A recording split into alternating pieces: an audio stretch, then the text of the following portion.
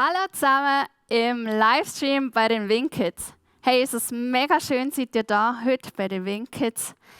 Und ich habe gesehen, Baumgartner sind da. Hallo Anjali, hallo Ismail. Ich habe gesehen, Benjamin und Jeremias, ihr schaut zu und sicher schauen noch ganz viele andere Kinder zu. Ich habe auch gesehen, aus Deutschland werden welche zuschauen, aus Österreich. Und ich begrüße euch alle ganz herzlich. Mein Name ist Franziska, ich arbeite bei den Wingkids und sonst bin ich bei den Vorschulkids und am liebsten worship ich mit ihnen. Und wir werden jetzt zusammen ein Lied singen, Gott ist mein König und ich bin sein King. Und da geht es darum, dass Gott unser König ist und wir sind seine King. Und Königskinder haben ja normalerweise Kronen auf und meine ist heute mega goldig. Wie ist denn deine Krone? Welche Farbe hat deine? Blau? Rot? Hey, super.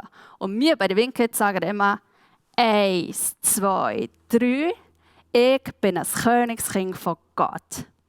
Und bei Gott haben wir sogar eine Tankstelle. Und bei der Tankstelle, da können wir auftanken. Aber nicht Sprit wie beim Auto, sondern wir können auftanken. Freude. Wir können auftanken. Liebe. Wenn uns etwas nervt, jetzt gerade in der Zeit, oder? Wenn wir da mega daheim sind, dann nervt es uns, dann können wir uns hinsetzen und können sagen, hey Gott, füll mich mit Freude auf.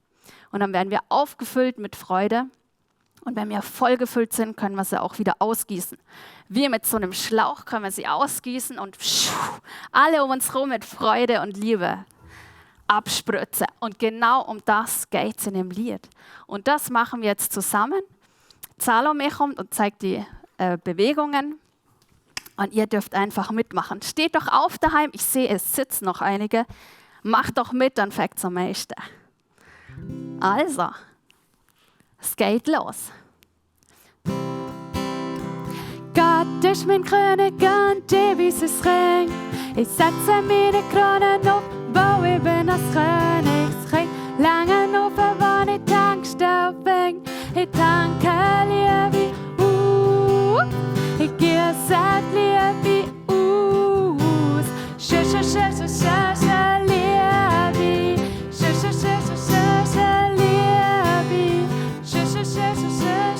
Liebe für dich. Jetzt tanken wir Freude auf. Gott ist mein König und ewig ist Ring.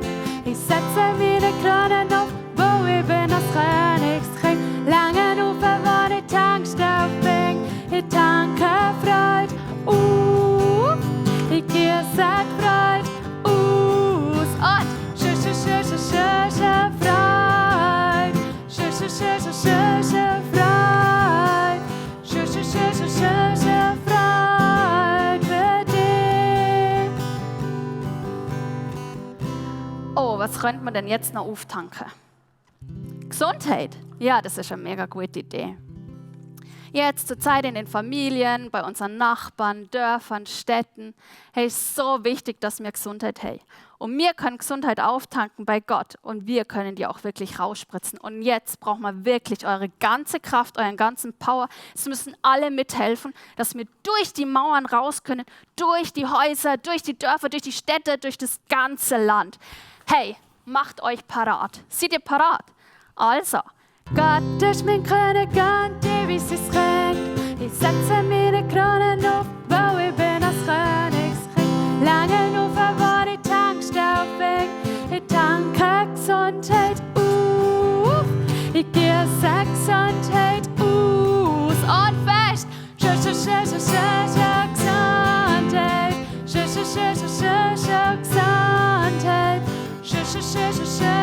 Gesundheit für dich. Und nochmal. Gesundheit.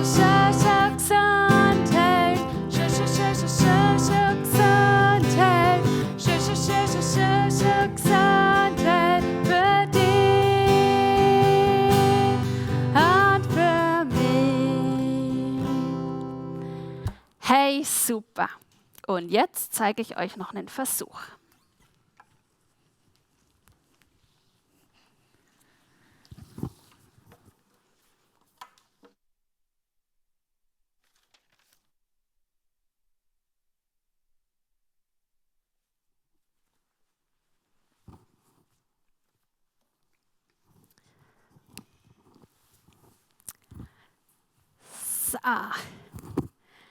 Ich bin die Professorin und ich zeige euch heute mal einen ganz coolen Versuch. Und zwar haben wir hier ein großes Gefäß, gefüllt mit Wasser. Wir haben es dieses Mal mit Lebensmittelfarbe gefärbt, damit ihr es gut sehen könnt. Und einen Eimer oder einen Becher, wo wir es draufstellen können. Zusätzlich brauchen wir ein kleines leeres Gefäß, das in einem Auffangbehälter steht.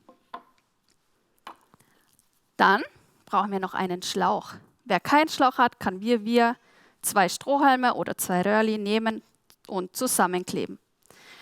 Und meine Frage an euch ist jetzt, wie schaffen wir das, dass diese Flüssigkeit in dieses Gefäß kommt, ohne dass wir diese Gefäße berühren? Was meint ihr? Den Schlauch reinstecken. Gute Idee. Wir versuchen es. Passiert noch nichts. Andere Idee? Aha. Hier oben halten und rausdrücken. Ja, es geht aber nur ein bisschen. Es fließt noch nicht so richtig. Habt ihr noch eine Idee? Ja, okay. Im Mund nehmen und dann reinspucken. Okay, aber dann fließt es immer noch nicht. Ich verrate euch den Trick. Und zwar könnt ihr hier dran mal saugen und dann passe ich aber auf, dass es nicht in meinen Mund geht. Und dann halte ich es mal hier und lasse es los. Was passiert? Es läuft. Und es läuft recht schnell. Es kommt auf die Höhe an und auch auf den Druck, dass es nach unten fließen kann. Dieses Prinzip nennt man Saughebeprinzip. Es muss ein Höhenunterschied sein und das Schlauchende hier muss höher sein als das da unten. Und ihr seht, es fließt so schnell, dass es sogar überfließt. Es fließt bergauf und bergab und fließt sogar über. Und wisst ihr, an was mich das erinnert? An das Lied. Es erinnert mich an das Lied, dass Gott die Quelle ist und mega gefüllt ist mit allem Möglichen, was ich brauche. Und wenn ich zum Beispiel eben schlecht drauf bin und gerade Streit habe mit meinen Geschwistern oder mit den Kindern oder Eltern, dann kann ich einfach die Verbindung herstellen. Und die Verbindung steht, ihr habt es gesehen. Aber manchmal muss ich einfach mal tief Luft holen, tief atmen, mal dran saugen, dass hier die Verbindung steht und dass es rausfließt. Und dann kann ich überfließen. Und wisst ihr, was besonders cool ist? Ich brauche gar nichts mehr machen und ich überfließe einfach und kann die Freude und den Frieden und die Liebe einfach weitergeben. Und in meiner ganzen Umgebung bewirkt es einfach Freude und Frieden. Und es ist eine mega coole Sache. Ihr könnt es ja daheim mal ausprobieren, wie das funktioniert. Achtet einfach darauf, dass die Flüssigkeit keine Luft dazwischen hat. Und Salome wird euch jetzt noch eine Geschichte dazu erzählen. Hallo zusammen. Jetzt bin ich im Bild. Hallo zusammen. Hey, von mir auch ein Hallo. Ich habe gerade gesehen, Sophie schaut zu. Hallo Sophie. Grebars schauen zu. Hey, cool, seid ihr alle da. Es schauen über 50 Familien zu und die haben sicher 1 bis 4 Kinder. Ja, wer weiß, vielleicht sind 200 Kinder, die wir jetzt gerade anschauen. Hey, cool, seid ihr alle da. Hey, ich erzähle euch eine Geschichte, die die meisten von euch, glaube ich, kennen. Und ich nehme an, ihr werdet herausfinden, welche das ist. Jesus war schon den ganzen Tag mit seinen Jüngern am Seeufer und hat zu den Jüngern geredet. Viele Leute waren den ganzen Tag schon um ihn herum, es war mega laut. Und am Abend hat Jesus zu seinen Jüngern gesagt, so, ich bin mega müde. Hey, können wir nicht einfach auf das Boot gehen und auf den See raus? Dort ist sicher ruhig. Okay, die Jünger haben ein Boot gesucht, das sie nehmen können. Haben das Boot parat gemacht. Jesus und die Jünger sind reingestiegen und dann sind sie losgefahren auf den See. Und er hat der eine Jünger so gesagt, hey, schaut mal den schönen Sonnenuntergang an. Hey, zieht euch das rein, die Farben, mega schön. Und er wälzt es so gemütlich. Hey, habt ihr gesehen, die Jungen? Was? Ja, dort, schaut mal. Hä? Ich sehe nichts. Ah, die Fische.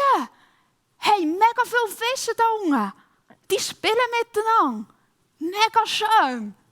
Und boah. So viele Vögel im Himmel. Hey, so gemütlich und chillig hier auf diesem Boot. Hey, ich habe eine Idee. Wir könnten doch hier ein Picknick essen, zusammen. Auf dem Boot. Das wäre sicher schön. Wie wäre es, wenn wir einen von diesen vielen Fischen nehmen hier unten und dann bräteln auf dem Boot? Das wäre doch cool. Schleift's dir. Du kannst doch nicht einen Fisch auf dem Boot bräteln. Und dann fängt das Boot an zu brennen. Es hat ja genug Wasser, um es wieder zu löschen. Nein, okay. Ich habe Brot mitgenommen, ich habe Sirup mitgenommen, ich habe Schoki mitgenommen und Marshmallows. Ich würde sagen, das reicht. Okay, die Jünger haben angefangen, alles aus dem Rucksack rauszupacken. Und ein Jünger hat gerade angefangen, Sirup in die Becher zu schütten. Da macht es. Alles fliegt ab dem Boot. Die Marshmallows fliegen irgendwo her zu den Vögeln rauf und der Sirup ist im Wasser gelandet. Was war das? Nein, mein Chapo ist davon geluftet. Nein, das war mein Lieblings-Chapo. Das Wasser kommt ins Boot rein. Nein, Hilfe! Hey! Bam! Wow, ein Blitz! Nein! Nein! Hey, das Wasser füllt das Boot! Hey, wir müssen alles rausholen! Schnell haben die Jünger angefangen, alles versucht, aus dem Boot rauszubringen. Aber das Wasser steigt und es steigt und steigt. Hey, wo ist eigentlich Jesus? Wenn man ihn braucht, ist er nicht da. Nein, zieht nicht das rein, ist das sein Ernst? Er schläft einfach. Er ist schon flotschnass und er schläft einfach weiter. Hey, Jesus! Jesus, wach auf! Jesus, wir haben so Angst, hey, wir sterben hier und du schlafst.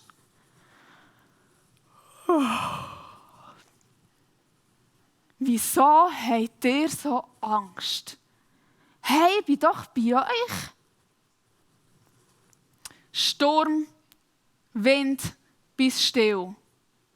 Wellen, geht zurück.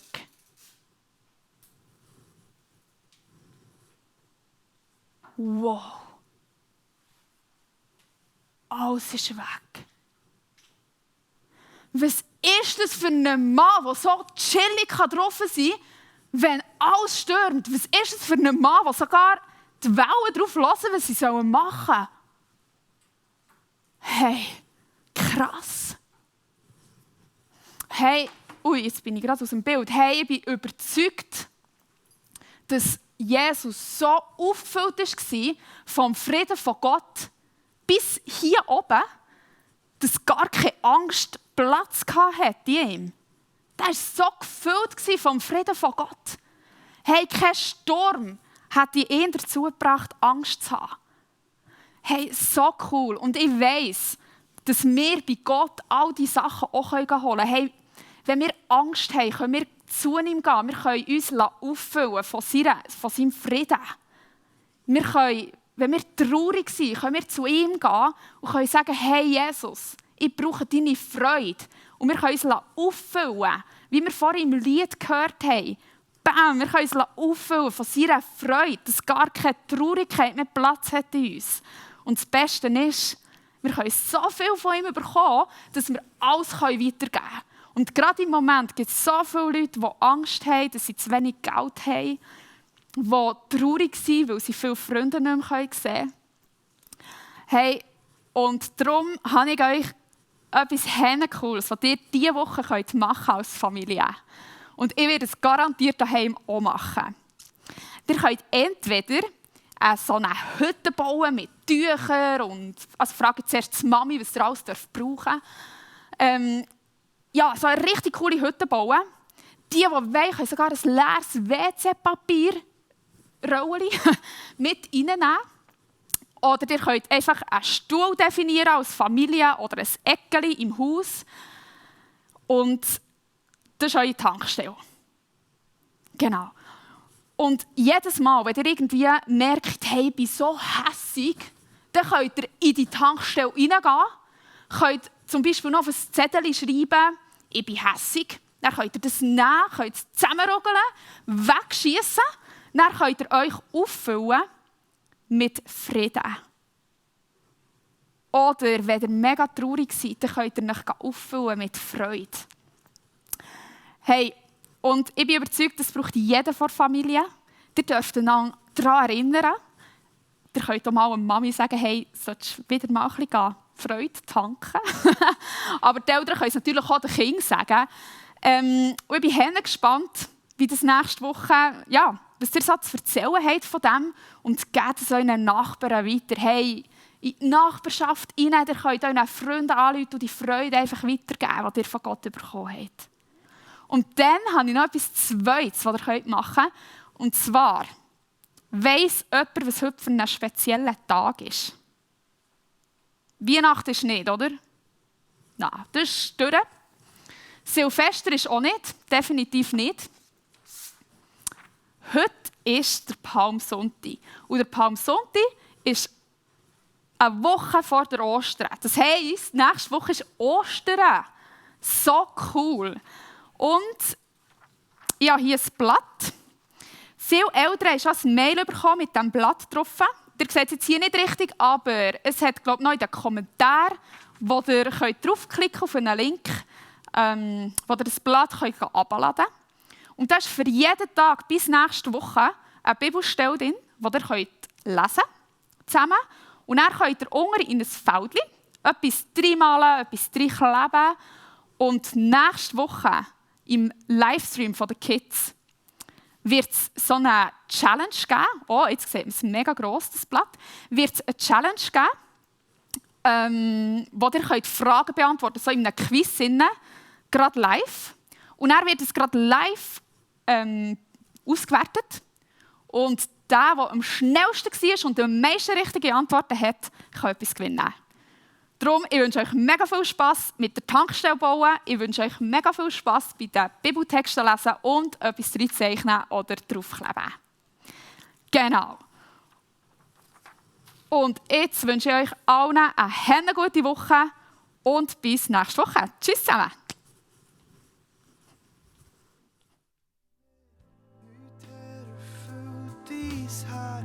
Wie wenn du uns kannst sehen. Du lebst in unserem Lob und ich gern bei uns sein.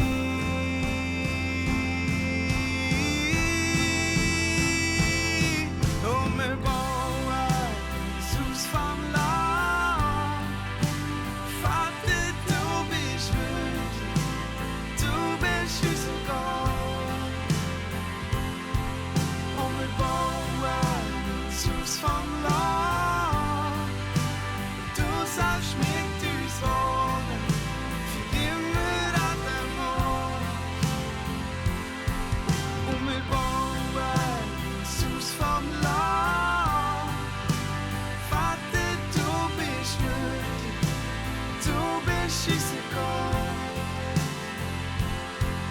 Und wir bauen ein Haus vom Land. Du sagst mit uns wohnen.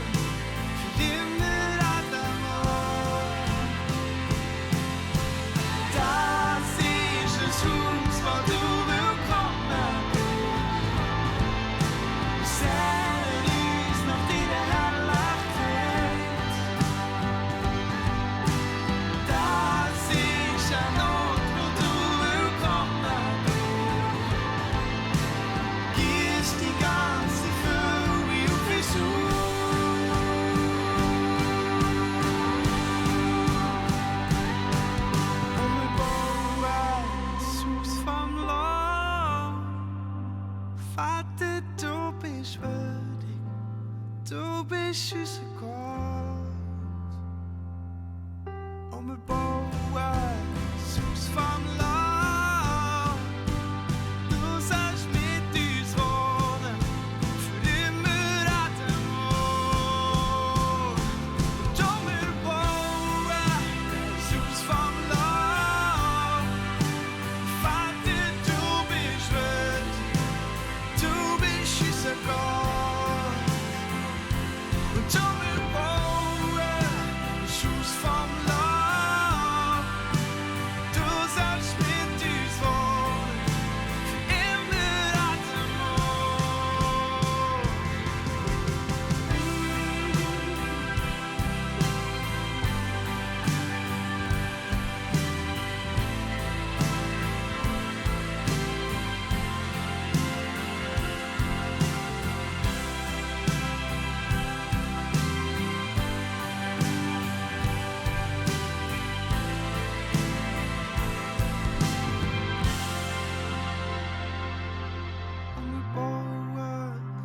Haus vom Lob. Vater, du bist würdig, du bist unser Gott. Und wir bauen ein Haus vom Lob. Du sollst mit uns wohnen, für immer an dem Ort.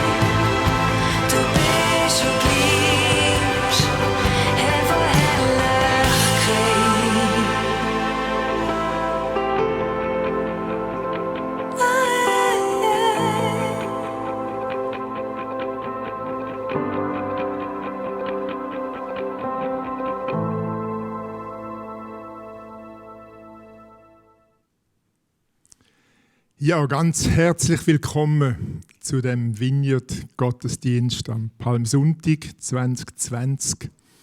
Ein denkwürdiger Tag und ich freue mich riesig, dass wir miteinander Gottesdienst feiern dürfen. Ich glaube, es ist für viele von uns noch ein bisschen gewöhnungsbedürftig, dass wir jetzt da plötzlich so eine virtuelle Gottesdienstgemeinschaft sind. Also ich für mich habe mich noch nicht ganz zurecht gefunden, aber so, wir merken, wir wachsen langsam drin hinein. Es klappt auch immer besser. Es ist wirklich eine gute Sache, wie das sich einfach entwickelt und wie wir immer mehr merken, was wir auch als für Möglichkeiten haben.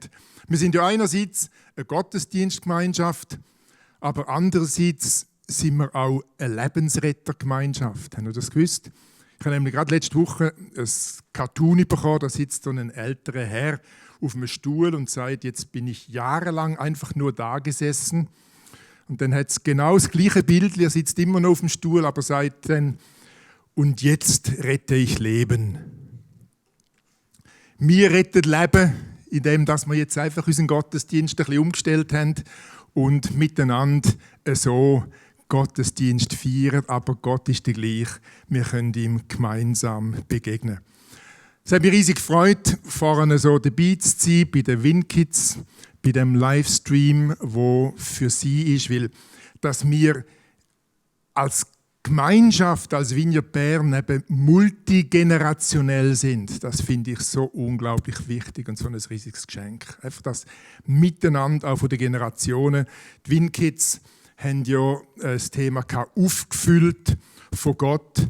Und ich denke, es ist für uns eine Chance, so ein bisschen Einblick überzukommen, wie Kind Gott begegnet und was für sie das Gefühltsein von Gott könnte bedeuten.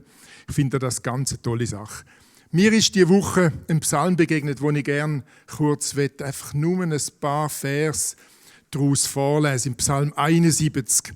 Da heißt es im Vers 14 weg, ich gebe die Hoffnung niemals auf, auch in Zukunft werde ich dich preisen. Ich werde allen sagen, wie treu du bist. Den ganzen Tag will ich erzählen, wie du hilfst. Deine Wohltaten sind nicht zu zählen. Ich werde deine großen Taten preisen, Herr. Mein Gott, nur noch von dir und deiner Treue will ich reden.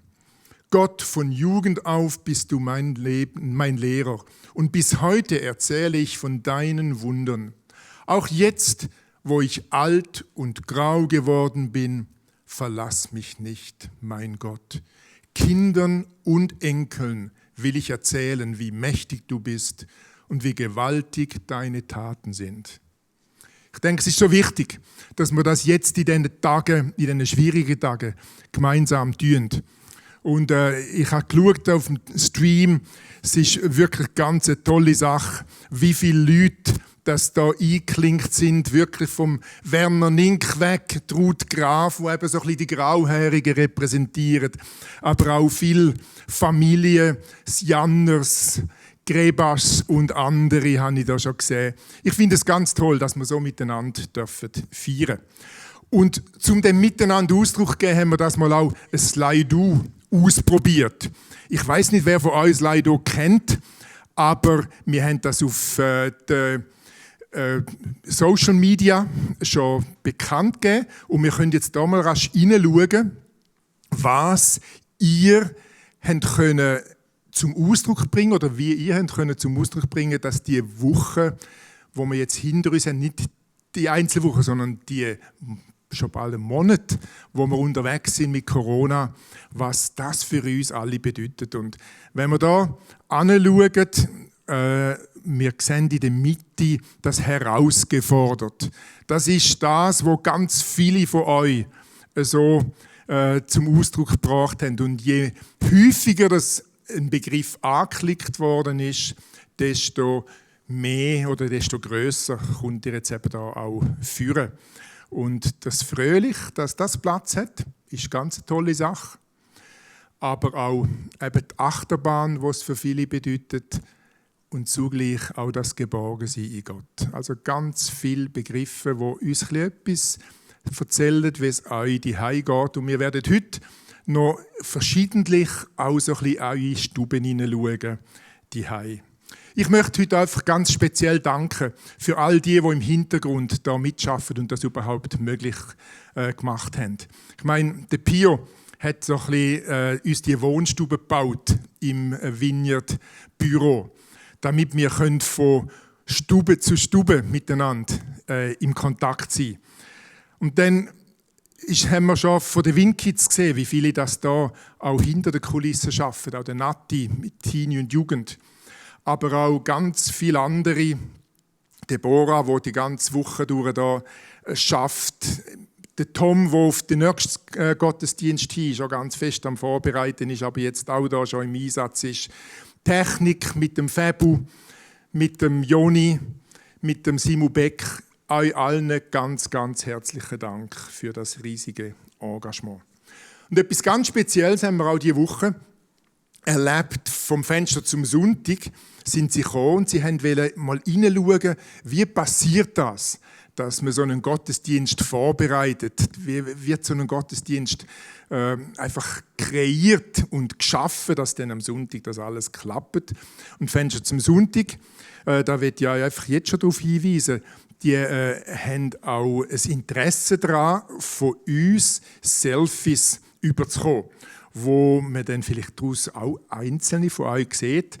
Wenn ihr auf der Kommentarspalte vom YouTube-Livestream schaut, dort hat es einen Link, dort hat es eine Beschreibung, wie das mit diesen Selfies soll gehen, wie ihr die machen könnt und wenn wir die auch schicken können. Und es wäre ganz toll, wenn viele von euch dort mitmachen würden. Was ich auch sagen an diesem Punkt, ladet doch Leute ein. Einerseits zu dem Livestream, aber andererseits eben auch gerade dann zu dieser Sendung vom Fenster zum Sonntag. Die Leute haben jetzt fast ein bisschen mehr Zeit, um eben auch so Sachen zu schauen und könnten offener sein, wie auch schon, um da mal einen Versuch zu machen. Dann noch ein letzter Hinweis. Nimm dir doch etwas zu schreiben in die Nähe und hol dir auch deine Bibel zu dir. Weil ich denke, wir kommen so viele Impulse über. Ich habe zum Beispiel für mich angefangen, Gottesdienste, Predigten immer so ein bisschen stichwortartig auch mitschreiben, weil ich einfach gemerkt habe, zum nachher mal wieder drin hineinschauen. Es hilft einfach. Oder auch so ein bisschen Tagebuch zu schreiben. Oder wenn du plötzlich auch jemand erinnerst und denkst, da willst du mal anrufen, dass das wirklich dann auch aufschreibst und es dann auch passiert. All diese Sachen lohnt sich einfach, wenn du dir etwas zum Schreiben holst und wenn du nachher auch die Impulse, die du bekommst, vielleicht auch durch die Predigt wirklich umsetzt. Und jetzt, wenn wir einsteigen in die Predigt, beziehungsweise noch nicht in die Predigt, nein, zuerst noch in Worship, aber ich darf die Lesung jetzt schon machen. Ganz ein spannender Text. Dann verließ Jesus zusammen mit seinen Jüngern den Raum und sie gingen wie gewohnt zum Ölberg. Dort forderte er sie auf: Betet, damit ihr der Versuchung nicht erliegt. Er entfernte sich etwa einen Steinwurf weit, kniete nieder und betete: Vater, wenn du willst, dann lass diesen Kelch des Leides an mir vorübergehen. Doch ich will deinen Willen tun, nicht meinen. Das ist übrigens die Lesung aus dem Lukas 22, die jetzt die Bibel gerade geholt haben und wollen mitlesen. Vers 39, lese ich weiter. Da erschien ein Engel vom Herrn, vom Himmel und stärkte ihn. Aber er war von Angst erfüllt und betete noch heftiger und kämpfte so sehr, dass sein Schweiß wie Blut auf die Erde tropfte. Schließlich stand er auf und ging zu den Jüngern zurück, die, erschöpft vor Kummer, eingeschlafen waren. »Warum schlaft ihr?« fragte er. »Steht auf und betet, sonst wird die Versuchung euch überwältigen.« Jetzt lade ich euch ein, dass wir zusammen worshipen, so wie es euch gerade wohl ist, die in der Stube.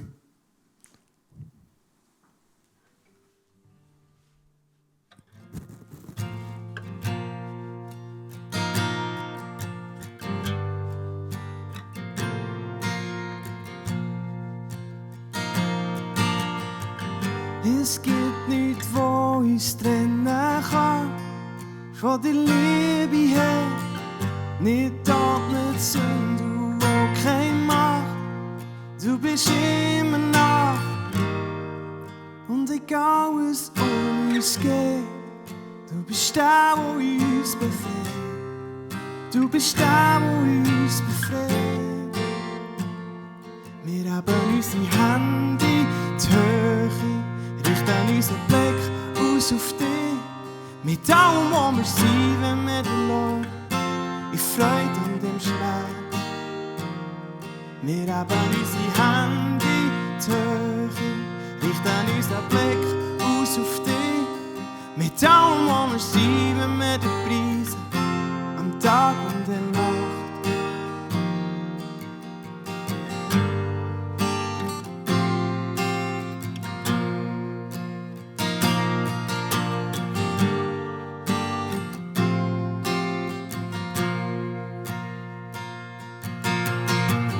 Nicht mal die Sonne hast du verschont, wegen der Liebe her, dass wir versöhnt können sein mit dir. Sind keine Knechte mehr. Und egal was um uns geht, du bist der, der uns befreit. Du bist der, der uns befreit. Wir haben unsere Hände in die Höhe, richten unseren Blick aus auf dich. In allem, was wir sind, wenn wir dir loben, in Freude und im Schmerz. Wir haben unsere Hände in die Höhe, richten unseren Blick aus auf dich. Mit allem, was wir sind, wenn wir dir preisen, am Tag und in der Nacht.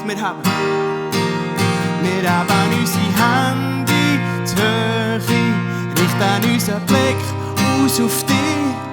Mit allem, was wir sind, wenn wir dir loben, in Freude und im Schmerz. Wir haben unsere Hände in die Höhe, richten unseren Blick aus auf dich. Mit allem, was wir sind, wenn wir dir preisen, am Tag und in der Nacht. Und wir haben nicht mehr zurück vor dir, unser Leben steigt auf zu dir. Und wir haben nicht mehr zurück vor dir, unser Leben steigt auf zu dir. Und wir haben nicht mehr zurück vor dir, unser Leben steigt auf zu dir. Und wir haben nicht mehr zurück vor dir, unser Leben steigt auf zu dir. Wir haben unsere Hände in die Höhe, richten unseren Blick aus auf dich. In allem, was wir sind, wenn wir dir loben, in Freude und im Schmerz. Wir haben unsere Hände in die Höhe, richten unseren Blick aus auf dich. Mit allem, was wir sind, wenn wir dir preisen, am Tag und in der Nacht.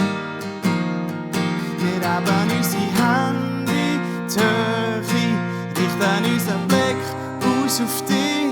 Mit allem, was wir sind, wenn wir dir loben, Freude und im Schmerz.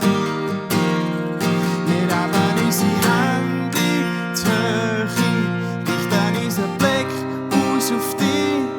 Mit allem, was wir sind, wenn wir dir preisen, am Tag und in der Nacht. Mit allem, was wir sind, wenn wir dir loben, in Freude und im Schmerz. Mit allem, was wir sind, wenn wir dir preisen, am Tag und in der Nacht.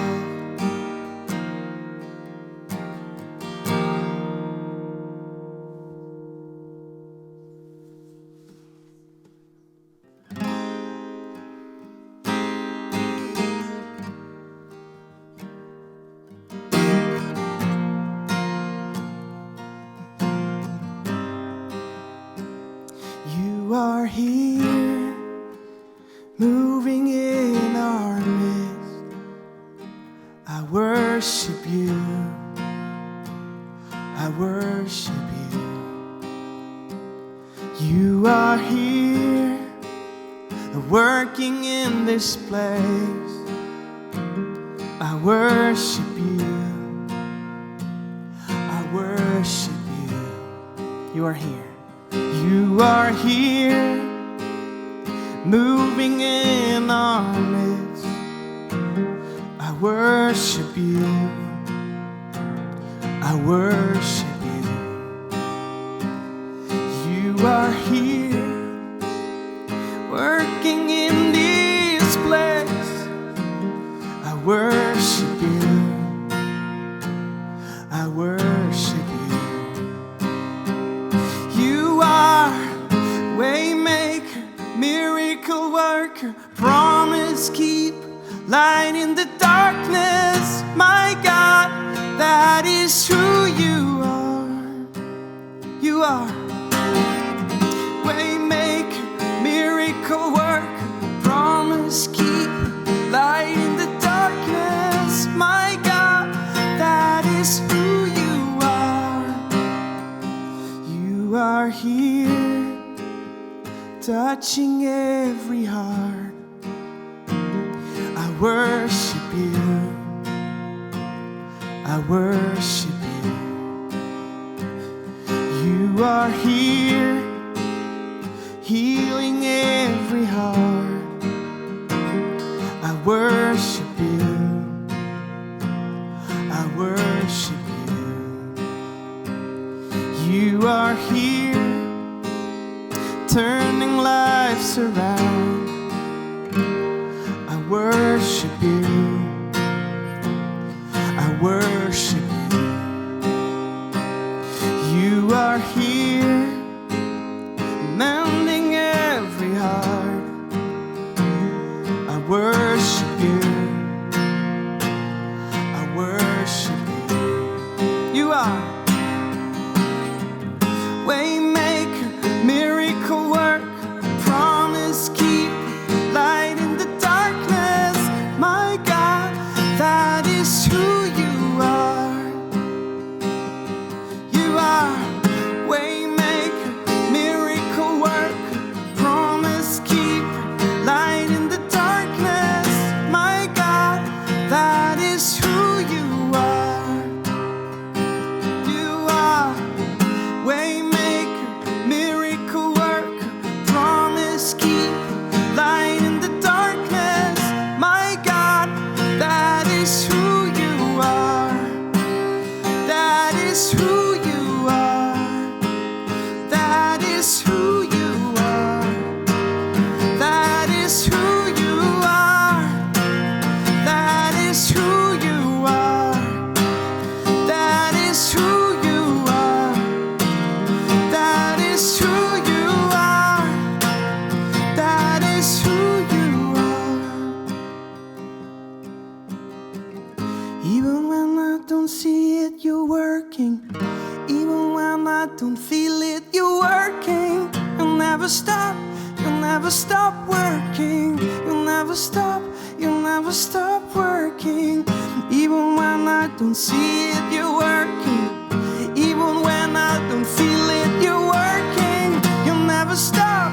You'll never stop working. You'll never stop. You'll never stop working. Even when I don't see it, you're working.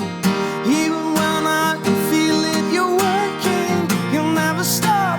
You'll never stop working. You'll never stop. You'll never stop working.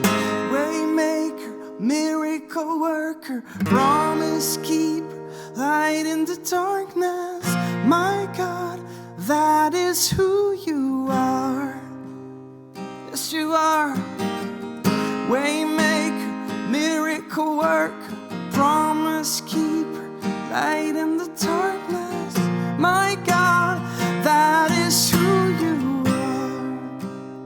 That is who you are. That is who you are. That is who you are.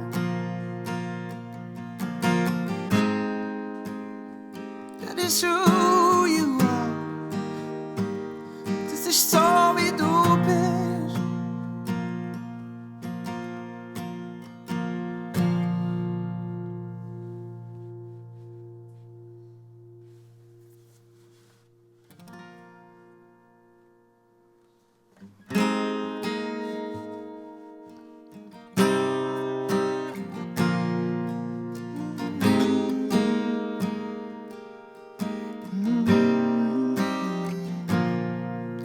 so viele Wege, doch nur deine führt mich heim. Es gibt so viele Stimmen, nur die Wahrheit macht mich frei. Und durch die Sterben lebt dein Leben nicht in mir. Du hast alles gegeben, dass ich erlöst kann sein. Ein neuer Tag bricht an, die Nacht ist vorbei. Am Kreuz hast du triumphiert, ich höre dich. Ein neuer Tag bricht an, der Sieg gehört dir.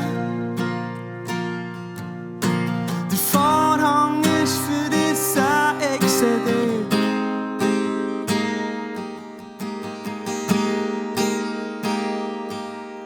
In deiner Nähe, da wird mein Herz ganz weich.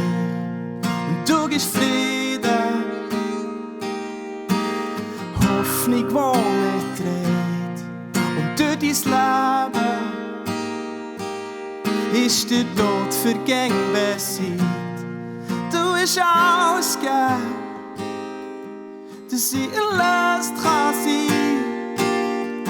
Ein neuer Tag bricht an, die Nacht ist vorbei.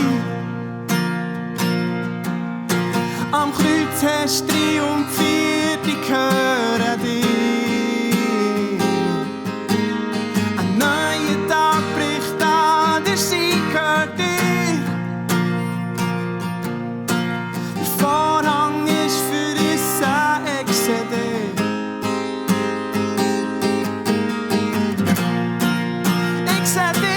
Jesus, du verstehst, das Leben ist in dir. Bist der Weg zum Vater, durch die Ewigkeit. Und auch wenn wir sterben, bleiben wir bei dir. Jesus, du verstehst, das Leben ist in dir. Das Leben ist in dir.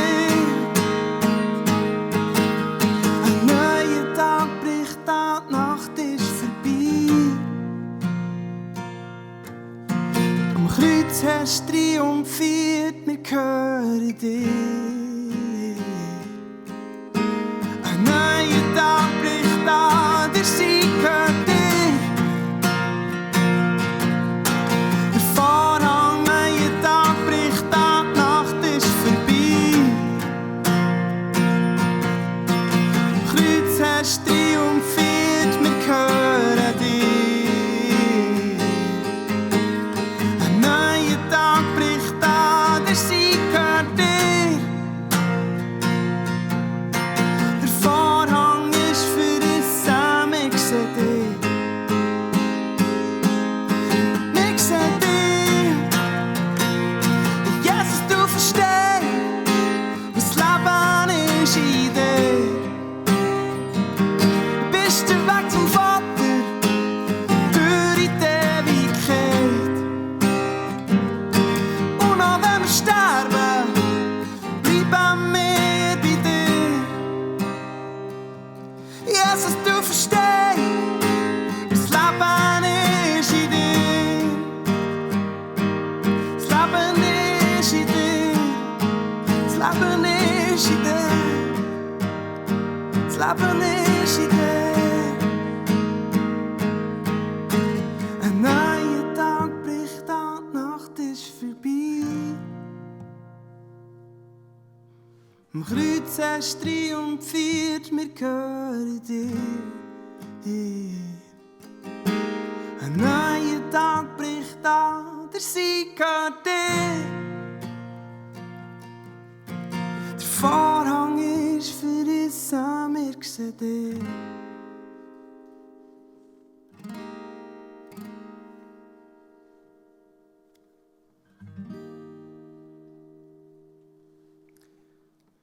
Und Jesus, dafür bete ich, dass Menschen, die jetzt beim Livestream dabei sind oder das YouTube, das Video nachher schauen, den Gottesdienst näher mitverfolgen. einfach den neuen Tag erleben. Leben wie Hoffnung, Freude, Kraft, Perspektive einfach von dir her sehr erfüllt. Amen. Du hast sicher gemerkt, wenn das für dich nicht alltäglich ist, so einen Gottesdienst teilzunehmen, dass wir eben singen. Und das sind nicht einfach Lieder, die wir singen, sondern es sind ganz persönliche Worte, eine persönliche Begegnung, persönlichen Austausch mit Gott, der uns wichtig ist, weil wir glauben, dass man dem Gott ganz persönlich begegnen kann. Weil wir glauben, dass der Gott ein ganz persönliches Interesse an uns allen hat und uns dort begegnet, wo wir sind. Und darum tun wir sozusagen die Gebete miteinander singen in unseren Gottesdiensten. Und ich freue mich auch, hier zu sein, mit dir den Gottesdienst jetzt zu feiern, sozusagen bei dir in der Stube. Das Wochenende hat ja wunderschön angefangen. Es ist warm, sonnig, so dass man am liebsten mit Familie und Freunden einfach draussen verbringt. Das ist im Moment leider nicht möglich. Die ganze Situation in der Schweiz hat dazu geführt, dass das öffentliche Leben schon seit mehr als 2 Wochen stillgelegt ist. Und eine Konsequenz davon war zum Beispiel, dass ich gestern die erste Online-Hochzeit hatte. Und ich möchte an dieser Stelle einfach der Roswitha und dem Josef Weibprächtiger und der Familie, die dabei war, ganz herzlich gratulieren. Es war wunderschön, bewegend, auch wenn jeder in seinem Wohnzimmer daheim war. Und ich weiss, das grosse Fest werdet ihr dann auch noch nachholen. Ja, die Ausgangsbeschränkung und die Kontaktsperre ist für viele von uns eine richtige Herausforderung. Und darum haben wir ein paar Menschen aus der Vignette Bern gefragt, wie sie den Alltag jetzt meistern. Und da sehen wir ein paar Videos von verschiedenen Personen aus der Vignette Bern.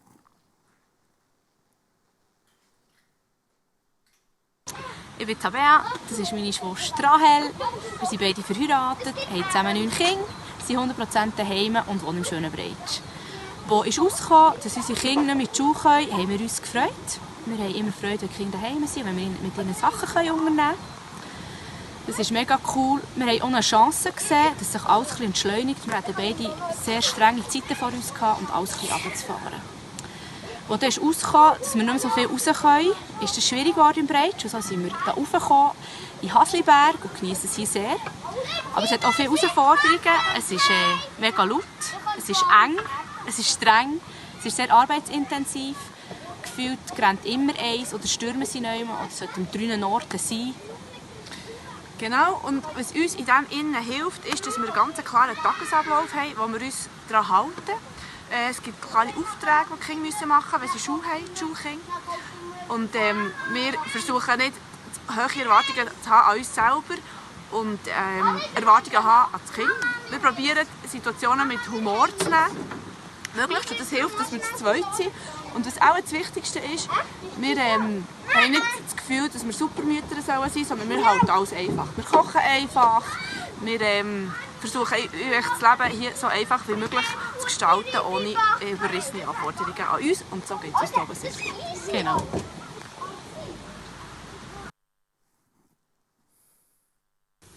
Hallo zusammen, ich bin Anna und ich finde es in dieser Zeit mega ermutigend, einfach zu wissen, dass Gott alles im Griff hat und dass er alles zum Guten wird drehen, so wie er es uns versprochen hat.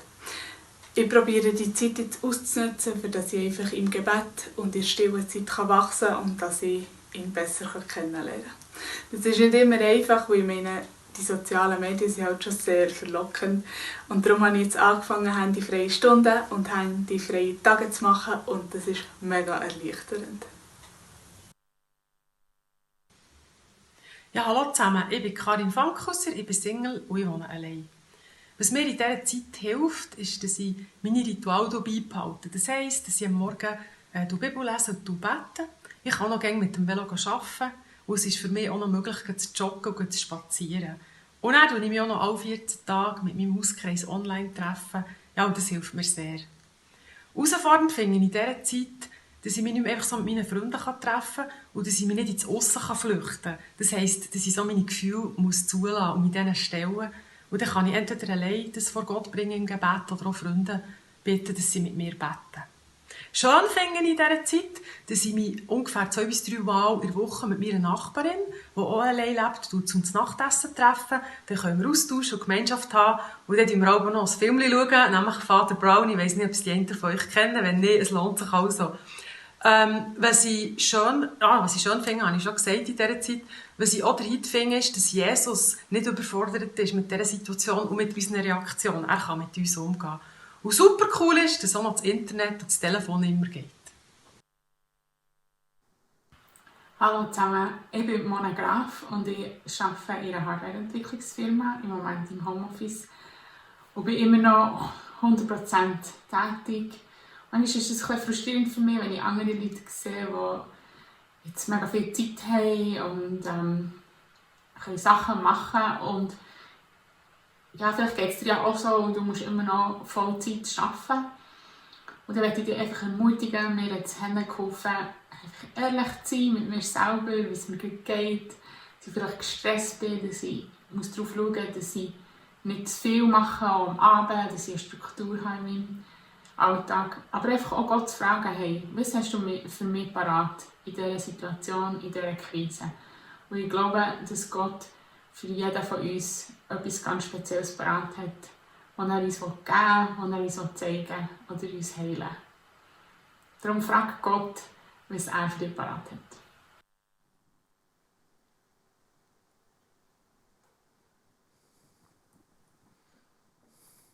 Das waren ein paar Beispiele von Menschen aus der Vineyard Bern, die uns angeben, wie sie die jetzige Zeit erleben. Und ich kann mir vorstellen, dass einige von uns sich da drin finden können. Weißt du was? Die ersten 2 Wochen haben wir geschafft. Und wir werden noch die weiteren Wochen, die vor uns liegen, meistern.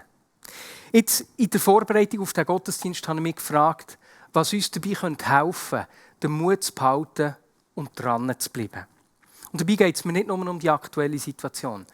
Unser Leben bringt immer wieder Situationen mit, wo wir dranbleiben müssen, wo wir durchhaben müssen.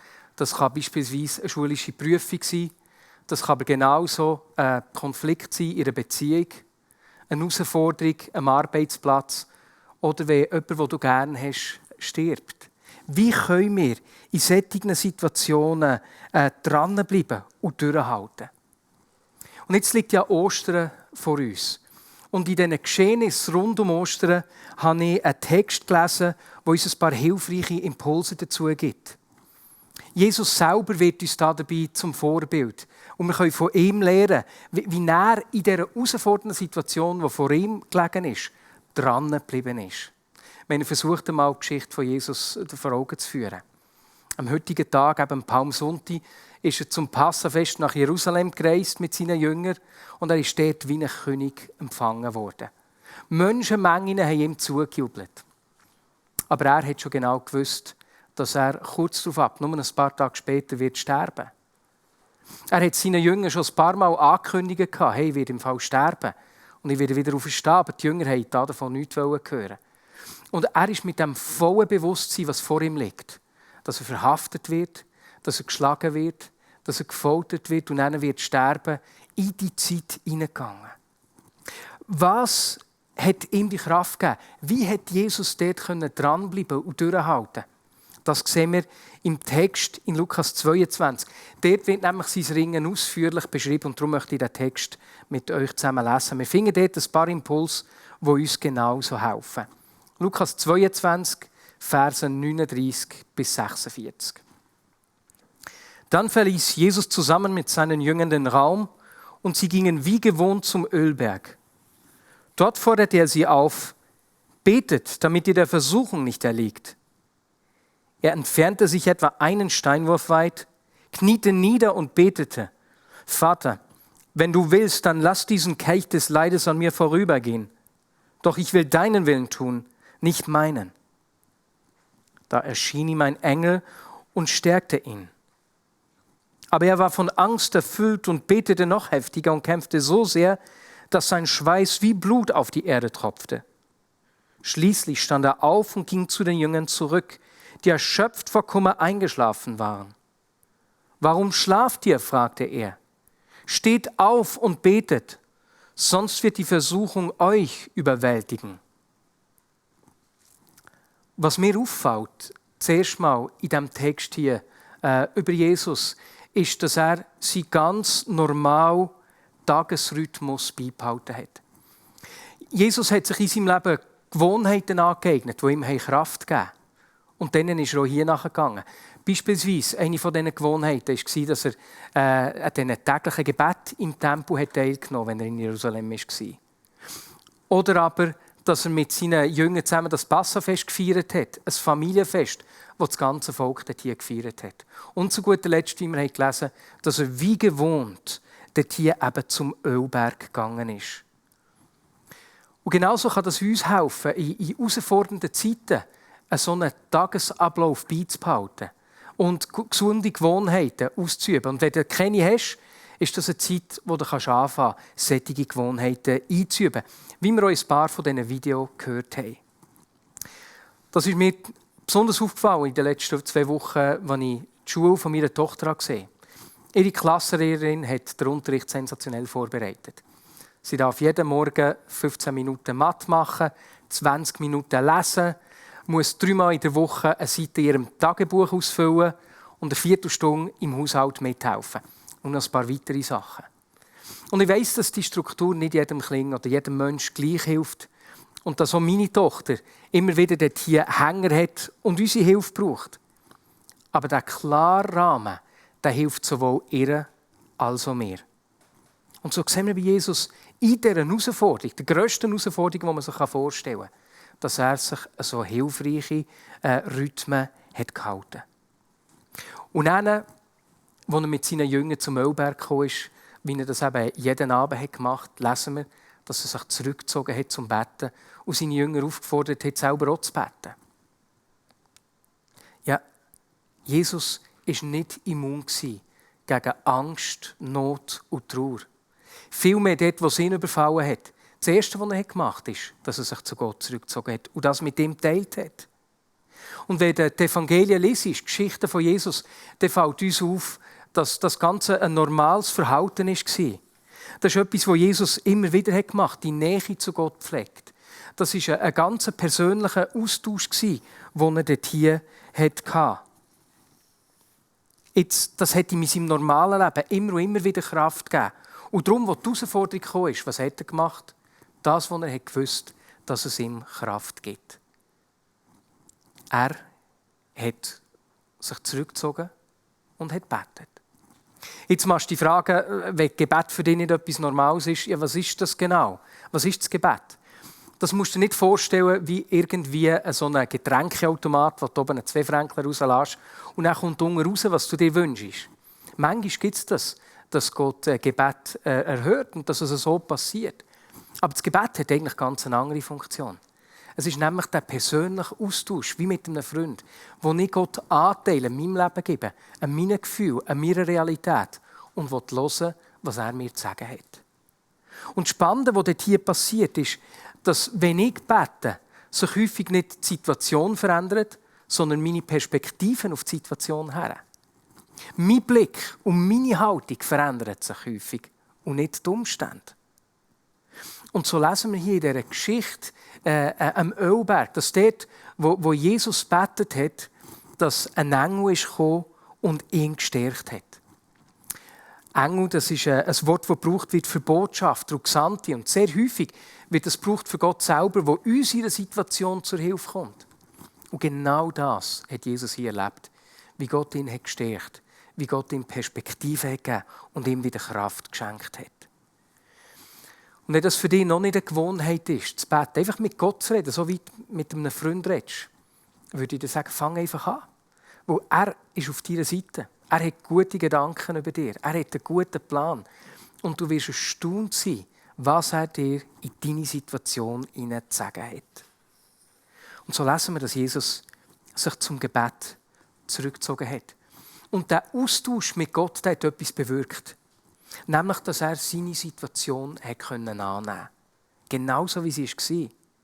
Er war sich bewusst, dass er da durch muss. Und darum hat er gebetet, Vater, wenn du willst, dann lass diesen Kelch des Leides an mir vorübergehen. Doch ich will deinen Willen tun, nicht meinen. Darüber werde ich gerade noch ein bisschen mehr sagen. Aber zuerst mal beeindruckt es mich, dass Jesus sein Los einfach so umarmen konnte. Einfach so annehmen konnte. Wie schwer fällt uns das häufig, Situationen in unserem Leben zu nehmen, so wie sie sind, und das so auszusprechen, dazu zu stehen, es zu benennen, wie es ist. Ich denke, gerade jetzt in der aktuellen Situation, wir werden noch ein paar Wochen mit Einschränkungen müssen leben. Es ist durchaus möglich, dass die Kinder erst im Juni wieder in die Schule gehen können. Oder vielleicht sogar erst nach der Sommerferien. Aber daran können wir nichts ändern. Die Realität zu akzeptieren, so wie sie ist ein Schlüssel dazu, um schwierige Situationen durchzuhalten. Und das kann zum Beispiel heissen, dass du jetzt daheim zugehst und sagst, ja, ich bin überfordert von dieser Situation. Ich gestehe mir das ein. Ich muss nicht so tun, als wäre es nicht so. Oder dass du kannst sagen, hey, Homeschooling und Homeoffice schaffe ich nicht. Ich bin überfordert. Ich schaffe es nicht. Ich brauche Hilfe. Und das tut die Tür auf, dass du überhaupt erst zusammen mit deiner Partnerin oder deinem Partner darüber kannst reden, wie du das lösen willst. Oder dass du dir eingestehen kannst, hey, keinen Kontakt mit anderen Menschen zu haben, das überfordert mich in meiner Einsamkeit. Ich brauche Hilfe. Ich rufe jemandem an. Oder aber, dass du zugibst, dir selber und anderen, dass du in der Gefahr stehst, deine Überforderung an deinen Mitmenschen abzulassen, sei es deiner Familie oder sonst Menschen um dich herum. Dass du anerkennst, dass du in dieser Situation in der Gefahr stehst, dein ungesundes Ventil zu flüchten, sei es übermässig viel zu essen, die körperliche Distanz mit Pornokonsum irgendwie zu überbrücken oder zu kompensieren, oder aber die irgendwelche Rauschmittel hineinzuflüchten. Die Psychotherapeutin Marsha Linehan hat gesagt, nur das radikale Akzeptieren der Gegebenheiten in unserem Leben erlaubt uns eine Veränderung. Und dir selber die Realität einzugestehen und das anzunehmen, ist der erste Schritt darin, Verantwortung zu übernehmen und Veränderung darin zu erleben. Und so sehen wir bei Jesus, dass er sich in seine Situation hineingegeben hat. Er hat es angenommen, so wie es war. Der Paulus gibt im Hebräerbrief, Hebräer 12,2, noch einen Hinweis, was Jesus Kraft hat gegeben, dran zu bleiben, das anzunehmen, zu akzeptieren. Wir lesen dort nämlich, weil Jesus wusste, welche Freude auf ihn wartete, nahm er den Tod am Kreuz auf sich und auch die Schande, die damit verbunden war, konnte ihn nicht abschrecken. Mit anderen Worten, Jesus hat über die Situation hinausgesehen. Er hat seinen Jüngern nicht nur angekündigt, dass er sterben wird, sondern genauso, dass er am 3. Tag wieder auferstehen wird. Und das feiern wir nächsten Sonntag, an Ostern. Jesus hat nicht nur gewusst, dass er sterben wird und dabei das Fehlverhalten der ganzen Menschheit mit sich ins Grab trägt. Nein, er hat genauso gewusst, dass er wieder auferstehen wird. Und dass er dadurch für uns einen Neuanfang möglich macht. Ein neues Leben, versöhnt mit Gott und versöhnt mit anderen Menschen. Ein Leben, das aus dieser Vergebung herauskommt. Ein Neuanfang, ein neues Leben, das mit sich bringt, dass er uns ein neues Herz gibt, sodass wir nicht mehr einfach unser eigenes suchen müssen. Ein Neuanfang, sodass wir wie er Gott und anderen Menschen dienen können. Das war damals und ist noch heute revolutionär gewesen. Und wenn wir schauen, was kurz nach seiner Auferstehung passiert ist, dort ist nämlich etwas Unerwartetes, Unvorstellbares passiert. Weil die Menschen, die sich mit Gott versöhnen, Griechen, Römer und Juden, genauso wie zum Beispiel Sklaven und ihre Herren, Arme und Reiche, sind Teil der gleichen Gemeinschaft geworden. Menschen, die vorher keinen Kontakt miteinander haben dürfen, sind Teil der gleichen Familie geworden und haben sich umeinander gekümmert. Eine unglaubliche Veränderung. Das war die Freude, die Jesus vor sich gesehen hat. Ein neues Leben, einen neuen Anfang. Und weisst du, die Perspektive vorzuschauen, den Neuanfang zu sehen, der kann uns in dieser Situation helfen. Und auch zu verstehen, hey, dort, wo mir Gott begegnet, geht es nicht nur um mich. Ich bin hineingerufen in eine grössere Gemeinschaft. Ich bin Teil von einem grösseren Bild. Teil von einer grösseren Gruppe. Und auch in dem Sinne zu sehen, wie gut wir es haben, hier in der Schweiz, und uns zu kümmern um Menschen, beispielsweise in Afrika, wo ich weiss von unseren Freunden, dass viele von ihnen jetzt in der Corona-Zeit ernsthaft leiden sind und Angst haben auch vor dem Verhungern. Zu kümmern, zu verstehen, hey, ich sehe über mich raus. Und der Blick weiterführen kann für uns in dieser Situation noch heissen, hey, wenn wir uns jetzt an die Einschränkung halten, wird das bedeuten, dass weniger Menschen am Virus werden sterben. Und der Tag kommt, wo die Einschränkungen aufgehoben werden, wo das Leben weitergeht, wie wir es kennen, wo wir wieder Menschen werden können treffen. Oder wenn du ein Unternehmer bist, ein selbstständiger Werbender, der herausgefordert ist, Angst hat um seine Firma, auch du wirst eine neue Chance erleben. Jesus hat den Blick für gehabt, den Blick für, der ihm geholfen hat, dran zu bleiben. Und das Letzte, was mir in dieser Geschichte entgegenkommt, was ich sehe, was wir von Jesus hier lernen können, ist, dass dort, wo ihn die Not überwältigt hat, dort, wo die Angst ihn überfallen hat, dort hat er Hilfe bei seinen Freunden gesucht. Er hat es nicht einfach alleine probiert. Er hat nicht alleine stark sein. Der Matthäus erzählt die gleiche Geschichte nämlich auch und beschreibt dort, dass Jesus 3 von seinen engsten Freunden zu sich gerufen hat und ihnen hat gesagt, meine Seele ist zu Tode betrübt. Bleibt hier und wacht mit mir. Und weisst, die Jünger haben in dieser Situation nicht viel machen. Sie waren offensichtlich überfordert. Es heisst von ihnen sogar, dass sie eingeschlafen sind. Und weisst, in solchen Situationen, wie Not uns übermannt, hilft es manchmal schon, nur zu wissen, dass jemand einfach da ist. Der muss gar nicht mal etwas sagen. Oder schon nur zu wissen, dass jemand da ist und mir zulässt. Ich gehört bin. Darum ist die Beziehung, einander anzuleiten, oder Teil von einem Hauskreis in dieser Zeit auch sehr hilfreich. In dieser Gruppe, wo ich bin, unterstützen wir uns jeden Tag eigentlich im Chat unterstützen. Und ich danke auch noch, die jetzt zuschauen vom Hauskreis. Es ist so ermutigend, von euch jeden Tag wieder so kleine, feine Posts zu bekommen. Aber dann gibt es so Situationen, wo wir ganz konkrete Hilfe von anderen Menschen brauchen können. Wo wir uns an sie wenden müssen. Beispielsweise, wenn du merkst, dass du in dieser Situation zu viel trinkst, zu viel isst oder sonst irgendein destruktives Ventil brauchst, zieh unbedingt einen Freund bei. Frag ihn um Rat. Oder melde dich bei uns auf der Seelsorge- und Gebetshotline, wo du Menschen findest, die mit dir reden und mit dir beten, die das mit dir angehen können. Oder aber, wenn du in dieser Zeit häusliche Gewalt erlebst, etwas, was wir auch in der Presse haben gelesen, dass es zunimmt, dann wende auch du dich an einen Freund oder eine Freundin. Oder aber an die Fachstelle häusliche Gewalt von der Stadt Bern. Egal, ob du Opfer oder Täter bist.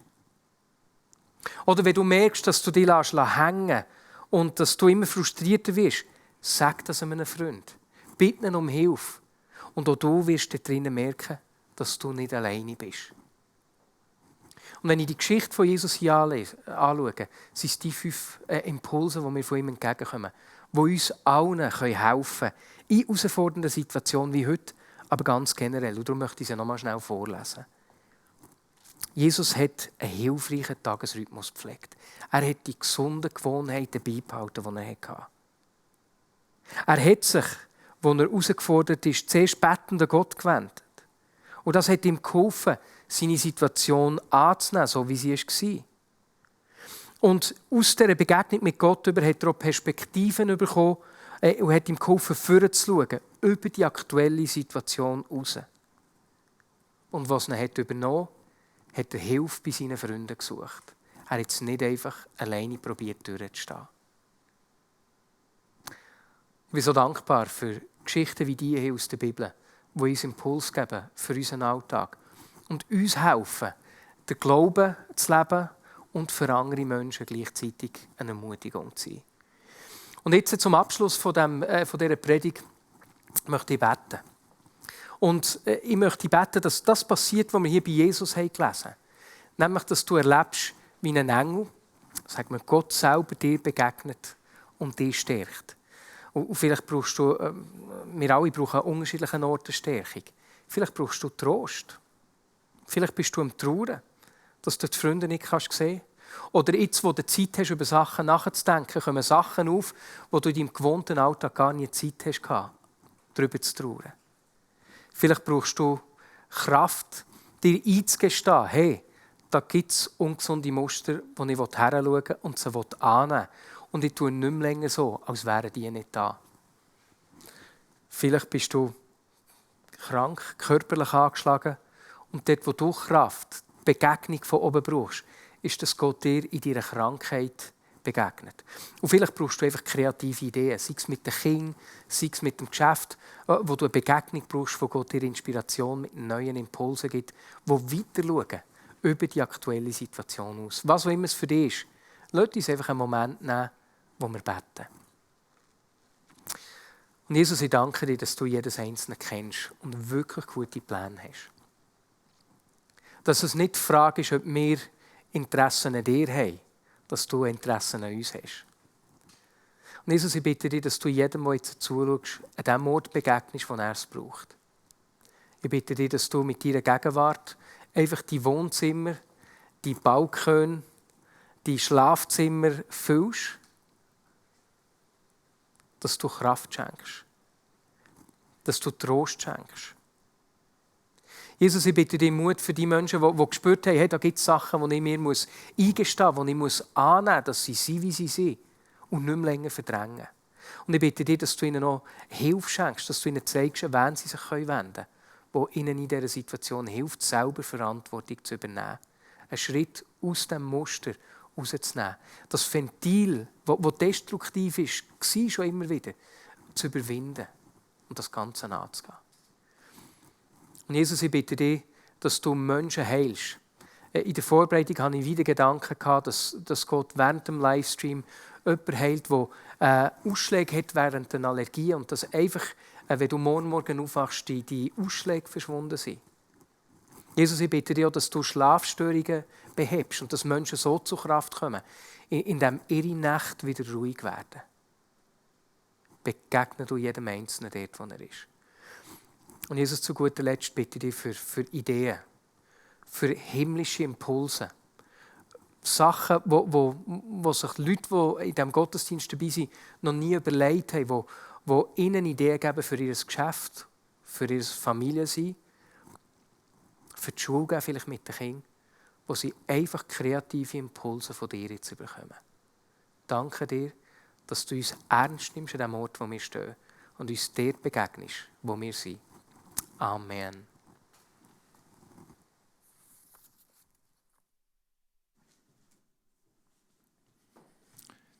Merci vielmals, Mari, für die Ermutigung. Ich glaube, da haben wir viel zum Mitnehmen in die kommende Woche. Das ist ganz genial. Merci auch Steff für den Worship. Hat mich so inspiriert, einfach zu sehen, wenn wir miteinander vor Gott kommen und uns von ihm immer wieder füllen lassen. Wir wollen an dieser Stelle auch Kollekte noch zusammenlegen oder wenigstens ankündigen und auch ermutigen. Ich denke, erstens mal brauchen wir natürlich auch weiterhin für den Betrieb von der Vineyard Unterstützung. Aber was mich sehr bewegt, auch gerade im Blick auf den Lieb von Jesus, dass wir in dieser Zeit, wo wir so viele Herausforderungen haben und auch sehen, dass wahrscheinlich auch bei uns persönlich könnte eine Zeit kommen, wo wir den Gürtel nur enger schnallen. Dass wir einfach Grosszügigkeit beibehalten.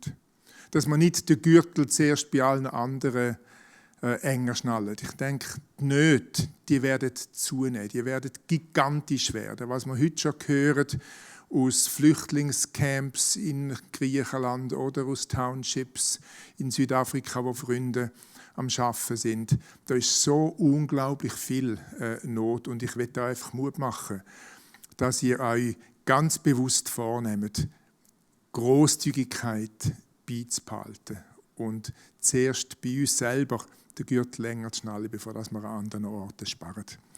Jetzt, ihr habt auf der Folie da mit Twint oder Online-Anleitung, wie ihr geben könnt.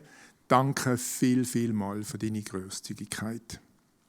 Dann habe ich noch ein paar Ankündigungen, die wichtig sind. Das eine ist, dass wir uns vorbereiten auf den Ostergottesdienst.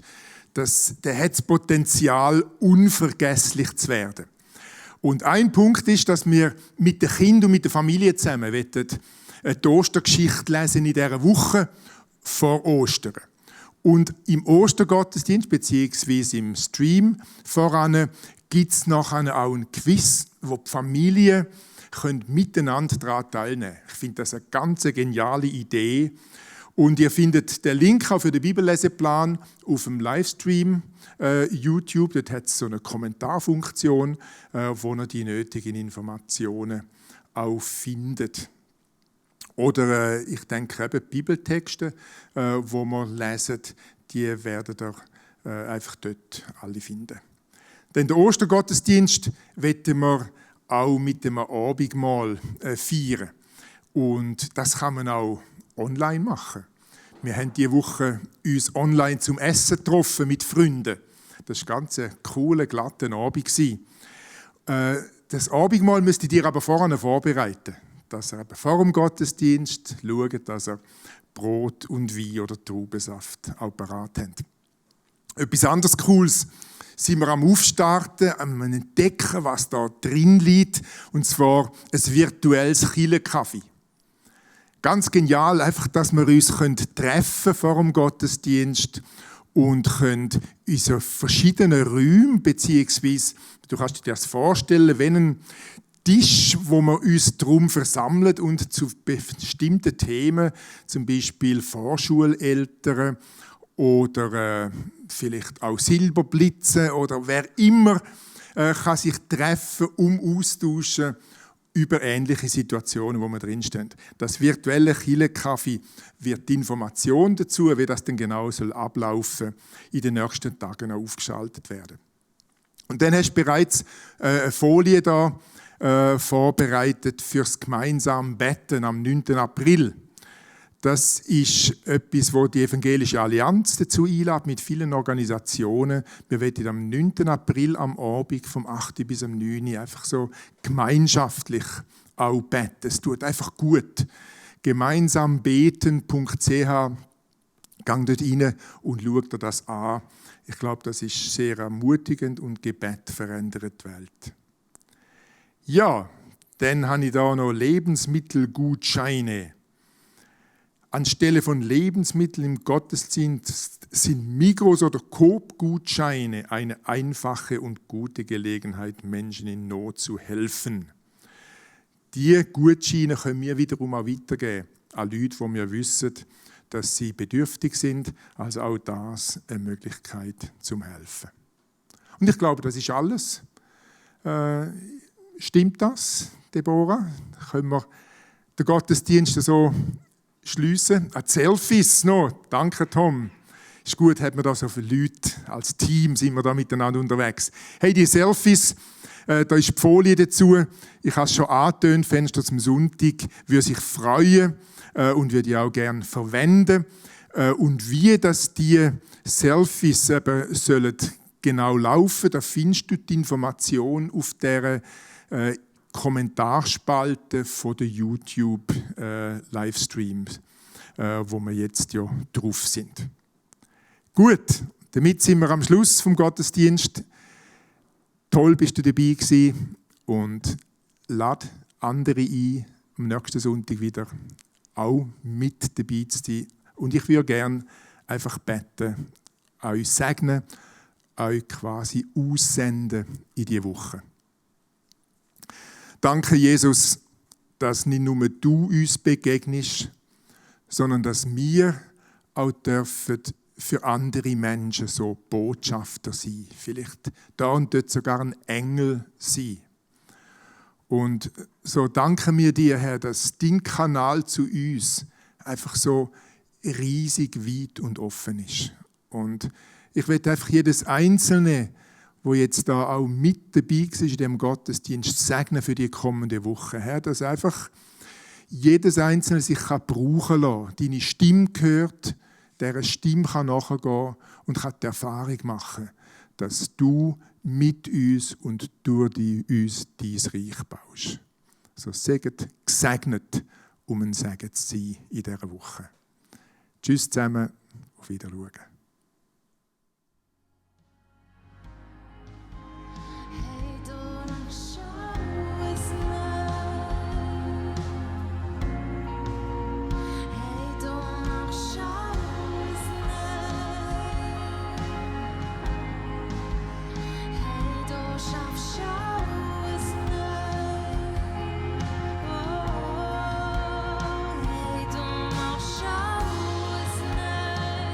Don't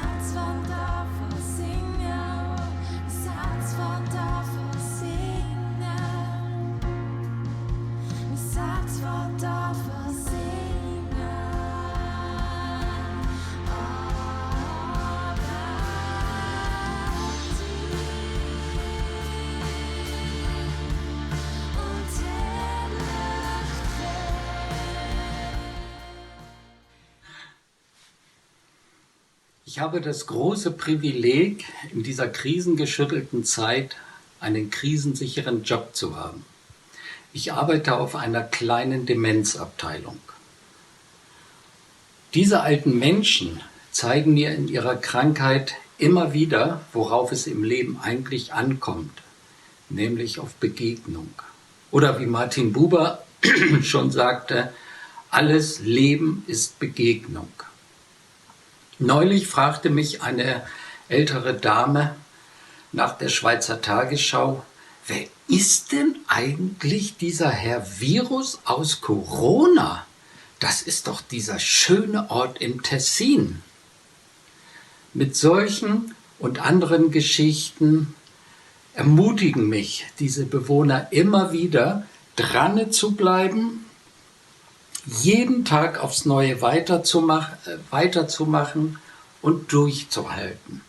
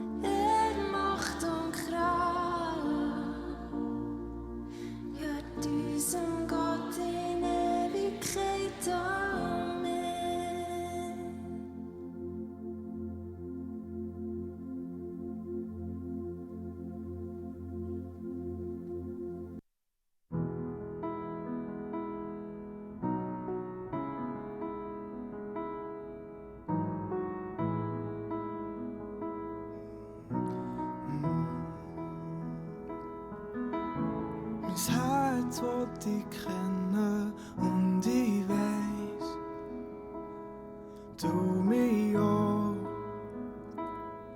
du mich auch.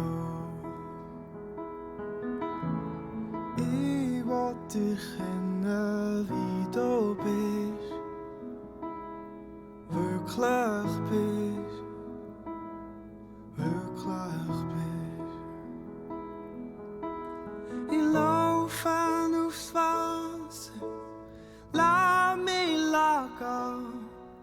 Ja, ich will ganz nah bei dir sein. Ich weiss, es trennt mich nicht mehr von dir. Tu mein Herz ganz auf, weil ich will dich kennen, wie du wirklich bist.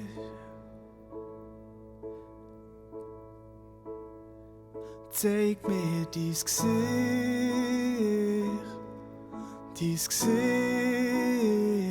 zeig mir dein Gesicht, ganz klar. Zeig mir dein Gesicht,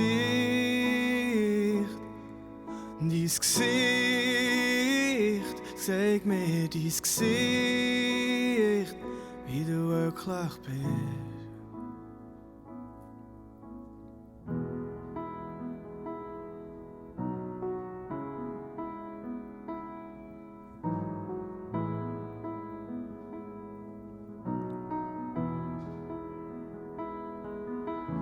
Du führst mich zu dir an den Ort, wo du bist, wo du bist. In dir kann ich so sein, wie ich bin, nur von dir kann ich sein.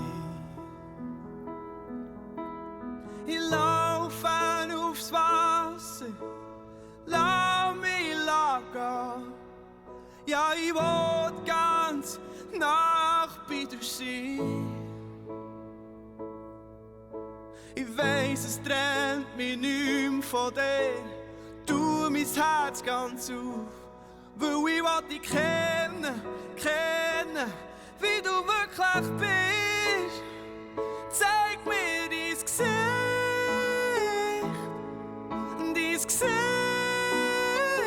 zeig mir dein Gesicht,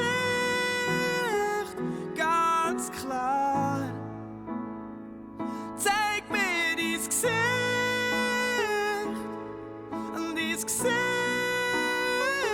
zeig mir dein Gesicht, wie du wirklich bist. Nein, es langt mir nicht, den nur von weitem zu sehen. Ich will dich kennen, zeig mir dein Gesicht. Nein, es langt mir nicht, nur in der Ferne zu stehen und dich nur zu kennen durch andere Leute. Zeig mir dein Gesicht,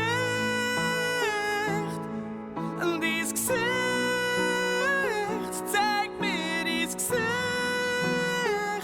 ganz klar.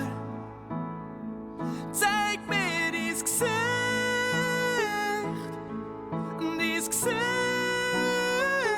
zeig mir dein Gesicht, wie du wirklich bist.